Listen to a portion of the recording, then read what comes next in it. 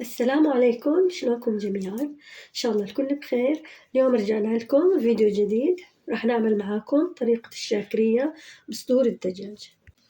هون أول شي راح نحط اللبن هون معانا كمية 1.5 كيلو من اللبن. هون راح نضيف عليه بيضة واحدة، 1.5 معلقة كبيرة من نشا الذرة، وراح نحركهم مع بعض.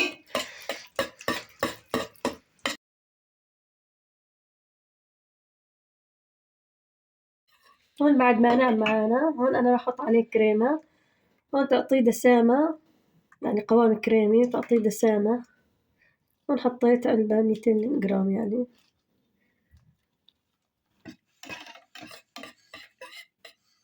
هون راح نرفع على الغاز لبين ما يغلي معانا، بس نضل نحرك بيه يعني. هون معانا كيلو صدور تقريبا قطعينها. هون عندنا التوابل، معلقة كبيرة من الثوم المهروس، معلقة كزبرة كبيرة، 1/4 معلقة من الملح، و1/4 معلقة من الزنجبيل. هون بطنجرة على الغاز راح نضيف الصدور، راح نحط عليهم التوابل. هون أنا أضيف معهم التوابل مباشرة عشان ياخذوا نكهة قوية. هون راح نقلبهم بالشكل.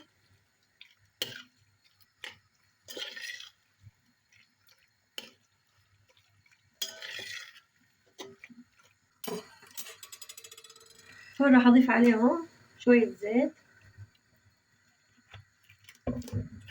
وأرجع أقلبهم.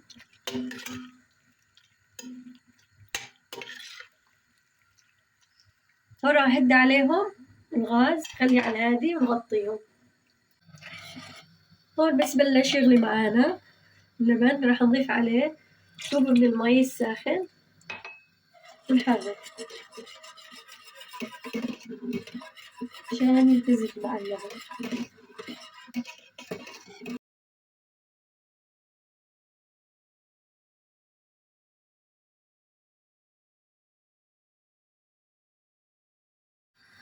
هون بعد ما غلى معانا، شوفوا شلون منظره، صار كريمي معانا، قوامه يعني وسط، لا هو ثقيل ولا هو خفيف، بالشكل هذا. هون راح نطفي عليه لبين ما يستوي معانا الدجاج. هون راح نقلبه شوي. شوفوا الدجاج نرجع نغطيه لبين ما يستوي استواء كامل، بعدين نحمصه. هون شوفوا راح نحمصه بعد ما نشف منه المي بالشكل هذا. لازم يتحمص عشان يطلع أطيب نكهته. نقلبه، نحط معاه شوية زيت. هون راح نضيف عليه اللبن بعد ما استوى معانا.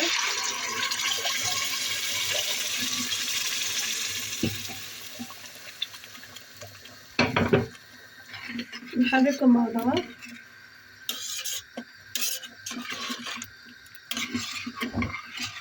بالشكل.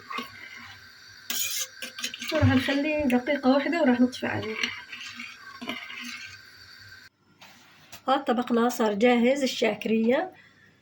هون قدمناها مع الرز بالشعرية، أو تحبون رز أبيض. إن شاء الله تكون عجبتكم الوصفة وتجربونها، وألف صحة وعافية عليكم. لا تنسونا من اللايك والاشتراك بالقناة، والسلام عليكم.